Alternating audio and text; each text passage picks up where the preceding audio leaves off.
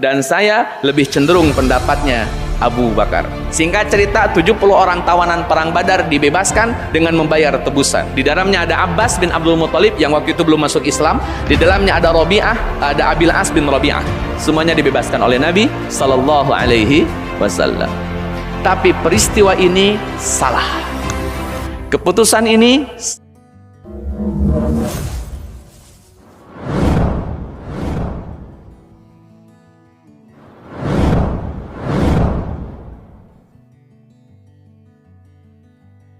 Assalamualaikum warahmatullahi wabarakatuh.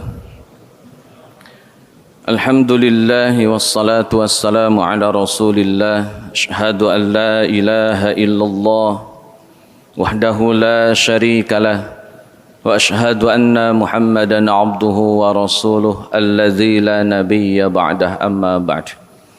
Hadirin ikhwati iman rahimakumullah, alhamdulillah dengan izin Allah Azza wa Jalla bisa bermuajahah kembali. Mudah-mudahan aktivitas kita senantiasa dimudahkan, dilancarkan, diberkahi dan dirahmati Allah Azza wa Jalla. Salawat dan salam semoga dilimpah curahkan kepada Nabiullah Muhammad sallallahu alaihi wasallam beserta para keluarga, sahabat dan segenap umat yang senantiasa itba' kepadanya ila akhiril hayah nanti, mudah-mudahan termasuk kita di dalamnya. Hadirin ikhwati iman rahimakumullah, dalam beberapa hal apa yang Nabi putuskan terkadang mendapatkan koreksi dari para sahabat. Saya ulang, terkadang di beberapa hal yang Nabi putuskan itu ada koreksi dari para sahabat. Ketika Nabi mendapatkan koreksi tersebut ada dua sikap. Yang pertama menerima koreksian, yang kedua menolak koreksian. Ketika Nabi menolak koreksi dari para sahabat, itu ada dua akhirnya, ada dua endingnya. Benar penolakan Nabi terhadap koreksinya para sahabat, dan yang kedua, Nabi salah ketika menolak koreksian para sahabat. Hadirin ikhwati iman rahimakumullah, saya ulang statement yang pertama, Nabi SAW ketika punya keputusan itu kadang menerima penolakan dan koreksi dari para sahabat. Ketika sudah berhadapan dengan koreksian para sahabat, sikap Nabi ada dua, menerima koreksi tersebut atau menolak koreksi tersebut. Ketika Nabi SAW menolak koreksinya para sahabat, itu satu dibenarkan oleh Allah, yang kedua disalahkan oleh Allah Azza wa Jalla.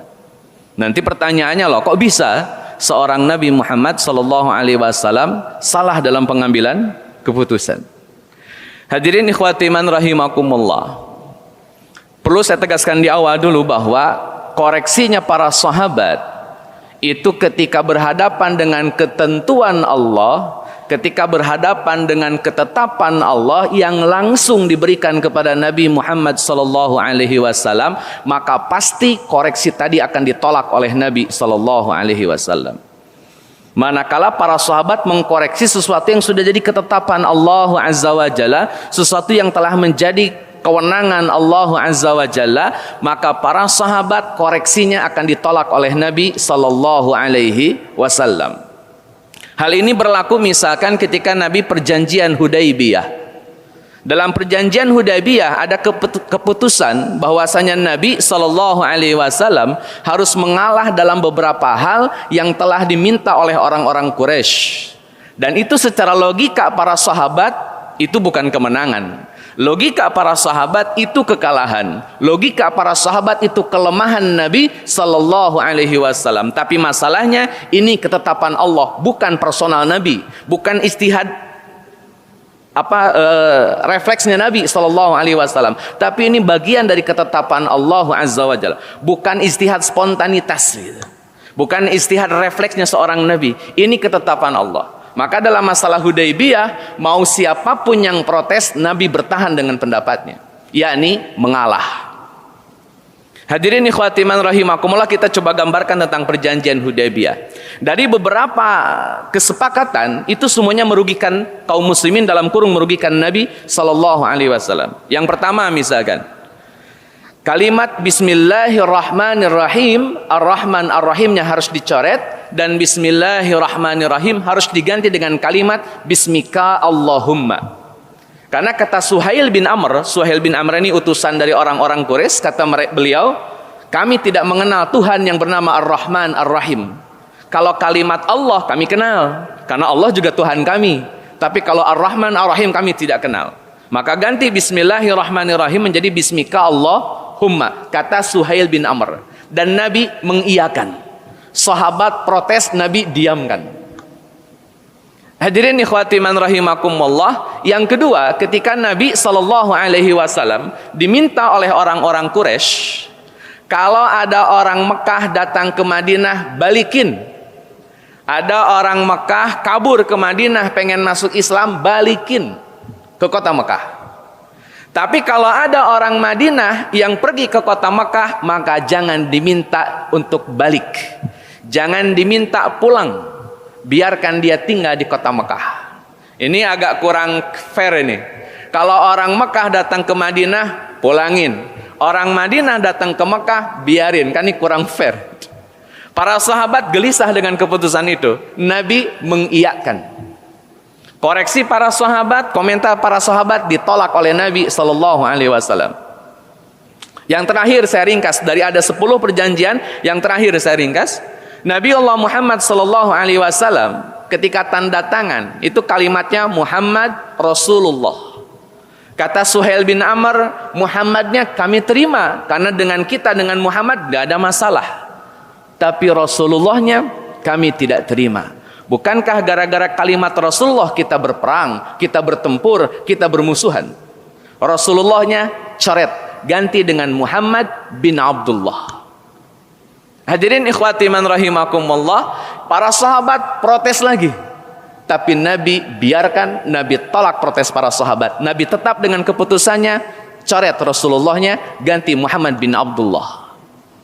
Hadirin ikhwati man rahimakumullah, kenapa Nabi menolak semua protes para sahabat? Bahkan sekali Umar bin Khattab radhiyallahu an, itu protesnya agak sampai pada level kurang sopan gitu. Protesnya seorang Umar sampai pada level kurang sopan mungkin dalam kacamata seorang sahabat. Umar bin Khattab ketika ketemu dengan Nabi setelah perjanjian disepakati, kata Umar, "Ya Rasulullah, antum ini Nabi bukan?" Jawaban Rasulullah, "Saya Nabi." "Ya Rasulullah, kita ini dalam kebenaran?" Kata Rasulullah, "Kita dalam kebenaran. Mereka orang-orang Quraisy dalam kebatilan, mereka dalam kebatilan. Terus kenapa ngalah Rasul? Kenapa ngalah?" Padahal Bapak Ibu yang Allah muliakan, perjanjian Hudaybiyah ini di dalamnya pun ada peristiwa lain, yakni Bai'ah Ridwan. Di mana Bai'ah Ridwan ini 1.400 orang kaum muslimin siap untuk sehidup semati membela Utsman bin Affan radhiyallahu an yang pergi ke Mekah dan tak kunjung kembali, dan terdengar kabar ya, berita burung gitu, kabar burung bahwa Utsman bin Affan telah dibunuh oleh orang-orang Mekah. Sebelum Nabi mengkonfirmasi Utsman bin Affan ini sudah meninggal atau belum, Nabi sudah membuat kesepakatan, Nabi sudah membuat komitmen dengan para sahabat siap sehidup semati untuk membela Utsman bin Affan. Walaupun akhirnya terdengar kabar bahwa Utsman bin Affan tetap masih hidup. Nah hadirin ikhwati man rahimakumullah, tapi kenapa Nabi begitu kuat menolak komentar para sahabat, bahkan seorang Umar pun ditolak mentah-mentah oleh Nabi? Gak ada urusan. Hadirin ikhwati man rahimakumullah, karena perjanjian Hudaybiyah itu keputusan Allah Azza wa Jalla, itu perintah Allah Azza wa Jalla bahwa seorang Nabi Muhammad harus mengalah. Itu keputusan. Maka siapapun komentar, apapun komentarnya tidak akan didengar oleh Nabi. Kenapa? Ini ketetapan Allah. Maka Nabi SAW tetap mengalah. Dari mana kita tahu bahwa ini adalah ketetapan Allah Azza wa Jalla? Dalam banyak riwayat, Bapak Ibu yang Allah muliakan, ketika perjanjian Hudaybiyah ini turun ayat surat Al-Fath, "Inna fatahna laka fatham mubina." Kalimat "Inna fatahna laka fatham mubina", kami telah memenangkan dirimu wahai Muhammad, padahal dalam konteks perjanjian Hudaybiyah. Logika mana yang bisa memahami kemenangan padahal Nabi mengalah? Kecuali logika seorang Nabi, bahwa kelihatannya kalah tapi ini adalah kemenangan. Para sahabat belum memahami bahwa ini sebetulnya kemenangan. Mereka masih menganggap bahwa Nabi lemah, Nabi kalah, Nabi mengalah, dan ini tentu merupakan kerugian bagi umat Islam. Tapi dalam kacamata Nabi, fatahna laka fatham mubina. Ini kemenangan, kemenangan yang sangat jelas. Ini logika Nabi dengan logika bukan Nabi. Nah hadirin ikhwati man rahimakumullah, jadi Nabi ketika punya ketetapan, dan ketetapan itu merupakan perintah Allah, ketetapan dari Allah, instruksi dari Allah, maka siapapun yang protes ditolak. Itu kaidahnya. Maka tidak boleh ada yang berani menolak ketetapan Allah Azza wa Jalla yang telah disampaikan oleh Nabi Muhammad sallallahu alaihi wasallam. Itu kaidahnya. Satu poin. Poin yang kedua, Bapak Ibu yang Allah muliakan, tapi dalam kesempatan yang lain Nabi menerima koreksian dari para sahabat. Kalau dalam perjanjian Hudaybiyah Nabi tidak menerima siapapun komentar, siapapun protes, apapun bentuknya dari para sahabat. Untuk kasus yang lain Nabi menerima dengan sangat lapang dada. Hal ini berkaitan dengan strategi dalam perang Khandaq. Nabi Shallallahu Alaihi Wasallam mengumpulkan para sahabat sebelum terjadinya perang Khandaq atau perang Ahzab dalam riwayat yang lain. Kata Nabi Shallallahu Alaihi Wasallam di hadapan para sahabat, kurang lebih ada 3.000 personil saat itu, baik dari Muhajirin maupun Ansor. Kata Nabi, sahabat, nanti kita bakal perang. Orang-orang kafir Quraisy, orang-orang Arab Syam, dan beberapa Yahudi telah mengerahkan pasukan untuk menyerang kota Madinah. Kalau dalam pendapat saya, kita akan hadapi mereka di luar kota Madinah. Alasannya kata Nabi, kalau kita hadapi mereka di kota Madinah, saya khawatir rumah-rumah orang Madinah rusak. Saya khawatir perempuan dan anak-anak terluka. Saya khawatir ternak, tumbuh-tumbuhan, tanam-tanaman rusak gara-gara peperangan yang terjadi di kota Madinah. Maka saran saya, kita perang di luar kota Madinah. Hadirin ikhwati man rahimakumullah, ini ketetapan Nabi. Tapi bukan ketetapan langsung dari Allah Azza wa Jalla. Itu ijtihad Nabi, bukan instruksi dari Allah Azza wa Jalla. Tidak sama dengan perjanjian Hudaybiyah. Karena perjanjian Hudaybiyah Nabi mengalah, itu instruksi. Tapi dalam strategi perang Khandaq, itu ijtihad Nabi, bukan instruksi dari Allah Azza wa Jalla. Maka sahabat mengemukakan pendapatnya dan diterima oleh Nabi. Seorang sahabat bernama Salman Al-Farisi kata Salman, ya Rasulullah, kalau boleh tanya, ini wahyu dari Allah atau ijtihad pribadi? Maka dijawab oleh Nabi, oh ini ijtihad pribadi, bukan wahyu. Beda dengan perjanjian Hudaybiyah yang merupakan wahyu harus ngalah. Tapi kalau perang Khandaq strateginya ini ijtihad Nabi. Kata Salman, Rasul, kalau boleh saya mengajukan pendapat dan usulan, alangkah baiknya kita tetap tinggal di kota Madinah, tidak mesti keluar dari kota Madinah. Kemudian Nabi memberikan tanggapan, nanti mereka masuk ke kota Madinah dan merusak tanaman, rumah-rumah, perempuan, wanita, orang-orang Madinah. Kata Salman Al-Farisi, kita tidak akan biarkan. Bagaimana caranya? Kata Salman Al-Farisi, kita bangun parit. Parit itu sungai. Jadi jarak lah yang membuat lubang-lubang yang berjarak supaya orang-orang Quraisy, orang-orang Arab Syam dan orang-orang Yahudi tidak bisa melewati kota Madinah, tidak bisa masuk ke kota Madinah. Dibuat parit. Parit ini dalam beberapa riwayat panjangnya sekitar 5 meteran. Dalamnya pun sekitar 5 meteran. Ini beberapa riwayat. Ada yang bilang juga panjangnya 3 meter, ada riwayat panjangnya 5 meter, kedalamannya 5 meter, ada yang bilang kedalamannya 7 meter. Wallahu alam, itu banyak riwayat yang berpendapat. Tapi yang jelas panjangnya sekitar 5 km. Panjangnya antara 4,5 sampai 5 km. Itu terbentang di utara kota Madinah. Kalau Bapak Ibu Allah muliakan lihat peta Madinah, nah di bagian utaranya berbatasan dengan Syam, berbatasan dengan Yordania kalau sekarang, atau Palestina sekarang, itu dikasih parit, dan itu panjangnya 5.000 km. Kenapa di situ dipasang parit? Karena bagian timur ada gunung, bagian barat ada gunung, bagian selatan ada gunung, sehingga kalau orang nyerang pasti nggak mungkin melewati timur, lewat barat, lewat selatan. Kalau mau nyerang Madinah, paling mungkin menyerang kota Madinah, titik lemahnya adalah bagian utara. Dan di utara inilah kemudian dipasang parit. Panjangnya 5 meter, kedalaman 5 meter, lebarnya, maaf bukan panjangnya, lebarnya 5 meter, kedalaman 5 meter, dan panjangnya terbentang sepanjang 5 km. Nah hadirin ikhwati man rahimakumullah, kenapa harus 5 meter? Catatannya, Kalau toh kuda loncat, kudanya orang-orang Quraisy loncat mau masuk ke kota Madinah, kuda itu akan masuk ke dalam parit. Itu logikanya. Dan kalau sudah masuk ke dalam parit, kuda ini tidak akan bisa naik lagi. Itu logikanya. Nah hadirin ikhwati man rahimakumullah, poinnya Nabi ketika sudah punya statement membuka ruang-ruang ijtihadiyah dari kalangan para sahabat. Kalau itu ijtihad Nabi, Nabi izinkan orang berpendapat dan Nabi terima pendapat mereka. Tapi kalau sudah ketetapan Allah Azza wa Jalla, maka siapapun tidak boleh berpendapat, siapapun tidak boleh mengkoreksi. Kalau berani mengkoreksi, Nabi biarkan. Tapi kalau ijtihad Nabi, Nabi membuka ruang-ruang koreksian. Makanya Salman Al-Farisi ketika berpendapat kata Nabi, oke, kita praktekkan parit.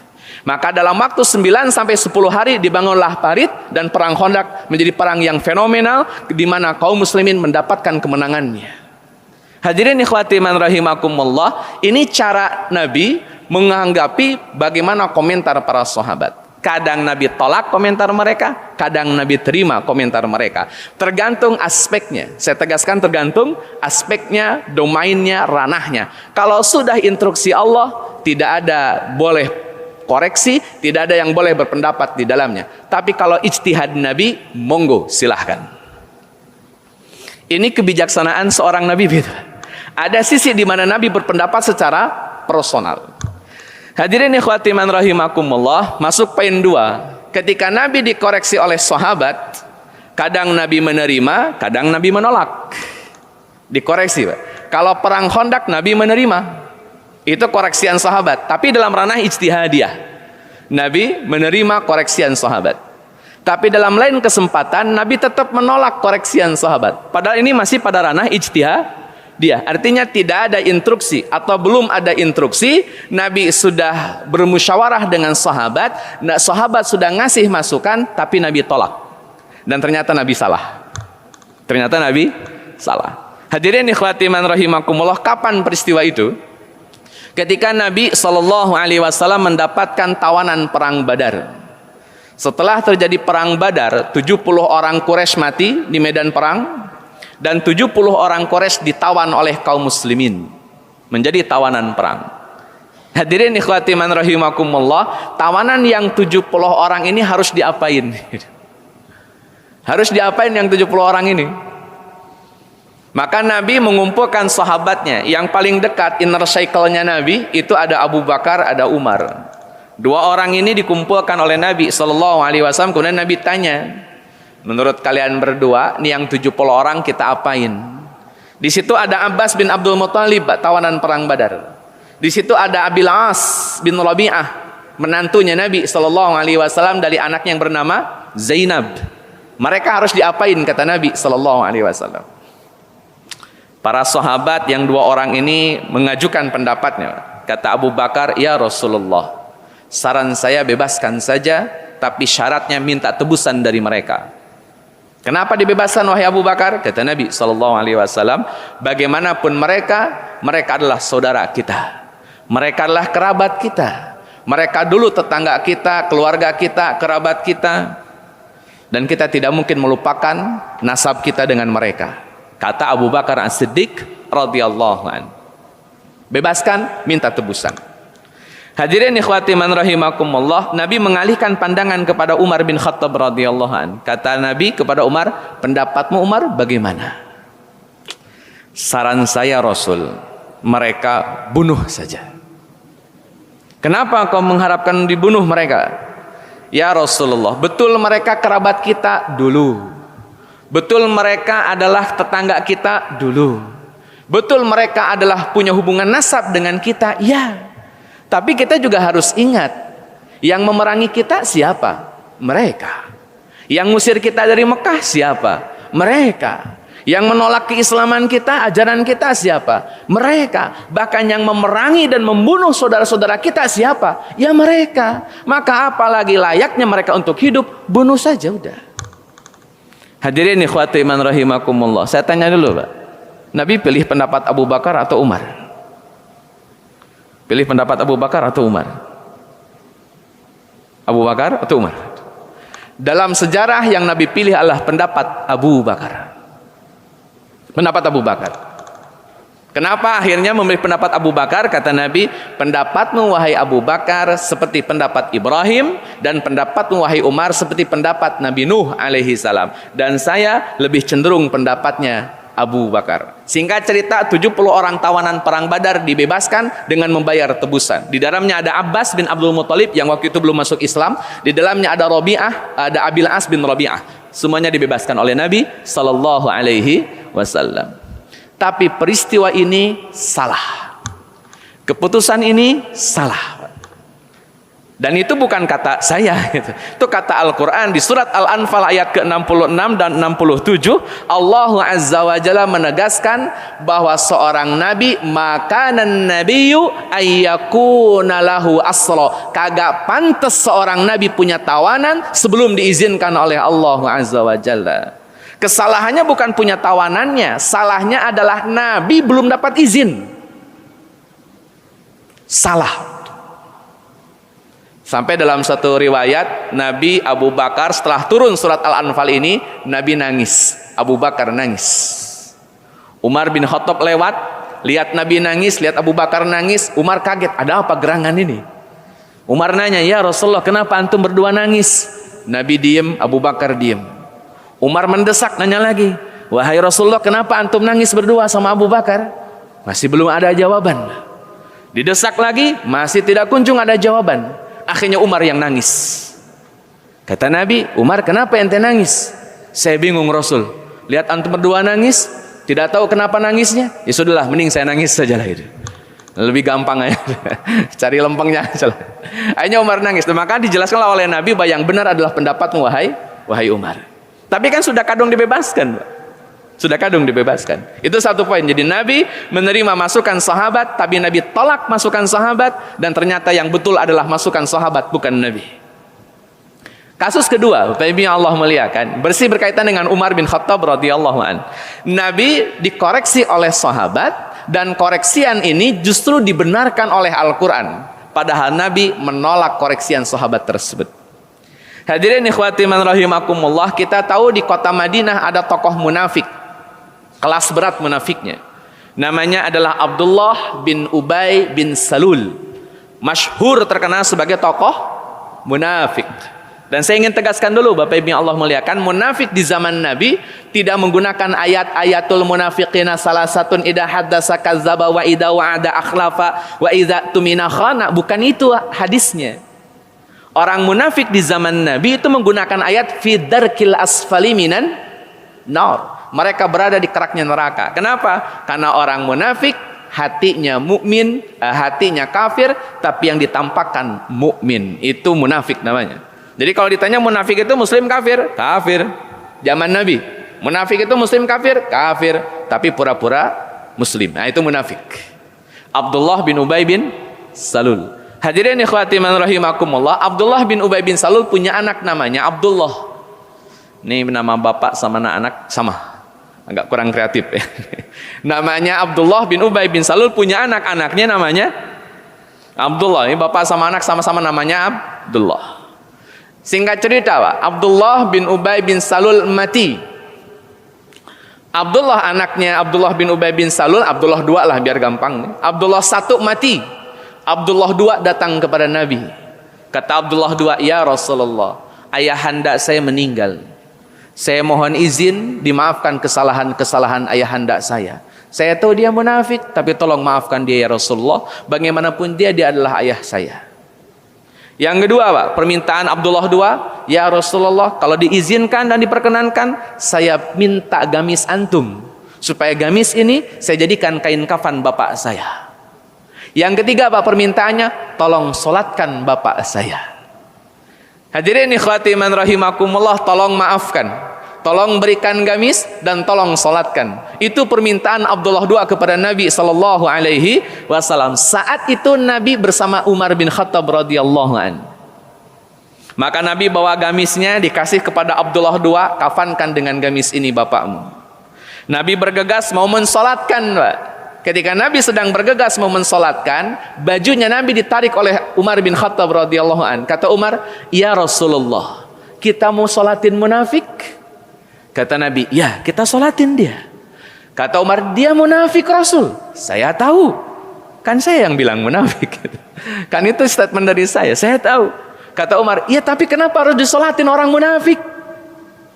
Kata Umar bin Khattab, Bapak Ibu Allah muliakan, bukankah Allah kalau engkau berdoa sebanyak 70 kali, ini kata Umar, bukankah ya Rasulullah jika engkau berdoa memohonkan ampunan bagi orang munafik 70 kali, maka doamu, permohonan ampunanmu tidak akan Allah terima. Jadi Nabi doain memohonkan ampunan untuk Abdullah bin Ubay bin Salul 70 kali, itu yang 70 nggak akan Allah terima. Ini bukan masalah yang doanya siapa, tapi masalahnya yang didoakan siapa. Nggak pantas Abdullah bin Ubay mendapatkan doa seperti itu. Makanya kata Umar bin Khattab, bukankah Allah tidak akan menerima pengampunanmu, permohonan ampunanmu untuk orang munafik kalau toh kamu sudah berdoa memohon ampun sampai 70 kali. Kata Nabi, saya tahu. Terus kenapa mau juga disolatin? Maka jawaban Nabi SAW, wahai Umar, andai 70 permohonan ampunan untuk orang munafik Allah tolak, maka saya akan memohon ampunan lebih dari 70 kali.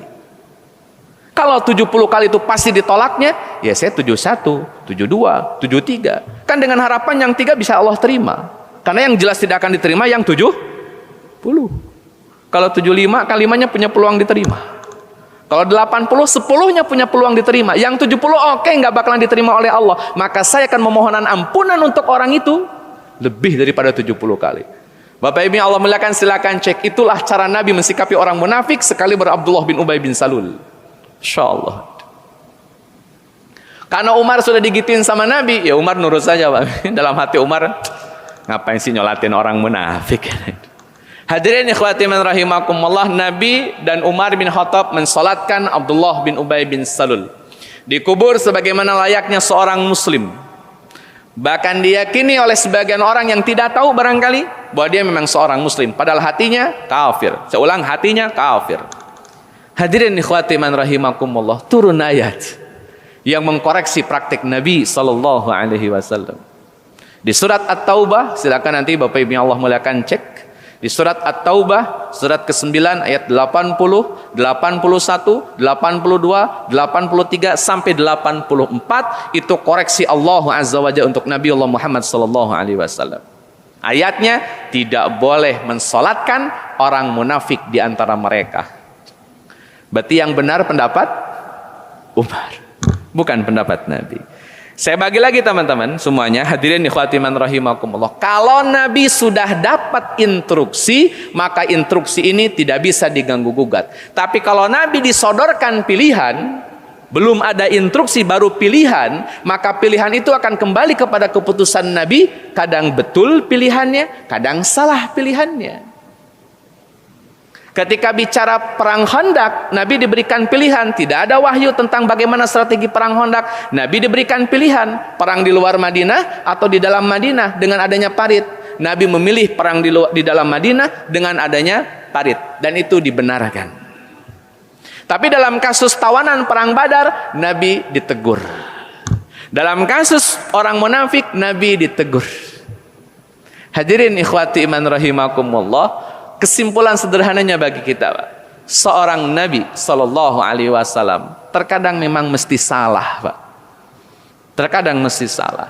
Tapi satu hal yang saya catat, kesalahan Nabi tidak prinsipil. Nah, kesalahan Nabi tidak prinsipil. Tidak sampai gara-gara itu kemudian Nabi dihukumi jadi musyrik atau dihukumi jadi maksiat. Dah. Ini kesalahan ijtihad saja seorang Nabi. Dan itu sah saja sebagai seorang Nabi. Dan itu menjadi pelajaran bagi kita, Bapak Ibu yang Allah muliakan, bahwa kita akan mengambil ibrah dari kesalahan Nabi. Bahwa kalau sudah bicara ketetapan Allah Azza wa Jalla, yang ketetapan itu adalah prinsipil, yang ketetapan itu adalah usuli, yang ketetapan itu sudah mutlak, maka jangan ada perdebatan di dalamnya. Contoh, sholat subuh 2 rakaat itu ketetapan Allah. Sholat isya 4 rakaat itu ketetapan Allah. Salat maghrib 3 rakaat itu ketetapan Allah. Maka jangan otak-atik ketetapan Allah. Bicara ketentuan waris, laki-laki 2, perempuan 1, itu ketetapan Allah. jangan diotak-atik. Urusan zakat, ada zakat emas di situ. Sebanyak 20 dinar keluarkan zakatnya. Atau ketika sudah punya emas senilai 85 gram, maka keluarkan zakatnya 2,5%. Itu ketetapan Allah. Maka tidak ada yang boleh merubah ketetapan Allah tersebut. Haji harus di Mekah dengan ada tawaf, ada sa'i, ada jumroh, ada wukuf, ada mabit, ada yang lainnya. Maka itu pun ketetapan Allah, jangan dirubah. Tapi kalau masuk ranah-ranah ijtihadiyah, maka itu tidak menjadi ketetapan yang baku. Nabi SAW makan dengan 3 jari, ini bukan ketetapan Allah. Ini kebiasaan Nabi. Karena yang dimakan adalah kurma, yang dimakan adalah roti. Kalau makan bubur ayam, bubur kacang, tentu tidak harus pakai tangan 3 jari, Pak. Pakai sendok idealnya. Maka ranah-ranah itu, ranah-ranah ijtihadiyah, tidak sekaku sebagaimana ranah-ranah yang tadi sifatnya prinsipil. Perlu ada pembeda. Kapan kita boleh punya ijtihad yang lain, kapan kita tidak boleh punya ijtihad yang lain. Urusan jumlah sholat, tidak ada ruang-ruang ijtihadnya. Tapi teknis sholatnya bisa jadi ada beberapa ruang-ruang ijtihad. Saya kasih contoh, Pak. Sholat subuh 2 rakaatnya mutlak, tidak boleh ada perubahan di dalamnya. Tapi bicara tentang takbiratul ihram salat subuh, apakah sejajar dengan bahu atau sejajar dengan telinga, itu bukan prinsipil. Silahkan pilih. Bicara kunut subuh, itu bukan prinsipil. Karena tidak ada ulama yang menegaskan tanpa kunut batal salatnya, atau gara-gara kunut batal salatnya, tidak ada. Silakan cek. Saya baca pendapat Syekh Utsaimin rahimahullahu taala, bahkan saya baca ulama-ulama dari Lajnah Daimah yang mu'tabarah, mereka sepakat kalau imamnya kunut, makmumnya ikut kunut. Kama qala ulama dari Lajnah Daimah Arab Saudi ataupun Syekh Utsaimin dalam syarah Al-Mumti'-nya, semuanya menganjurkan kalau imam kunut, ikut kunut, selesai. Karena itu bukan masalah prinsipil. Prinsipnya sholat subuh 2 rakaat. Mau duduk 2 rakaatnya iftiras atau duduk 2 rakaatnya tawarruk, itu pun sah-sah saja. Yang bilang iftiras, fi kulli raka'ataini yaftarisu. Nabi kalau sholat 2 rakaat, Nabi iftiras, itu dalilnya. Dalam Umdatul Ahkam dijelaskan detail masalah itu.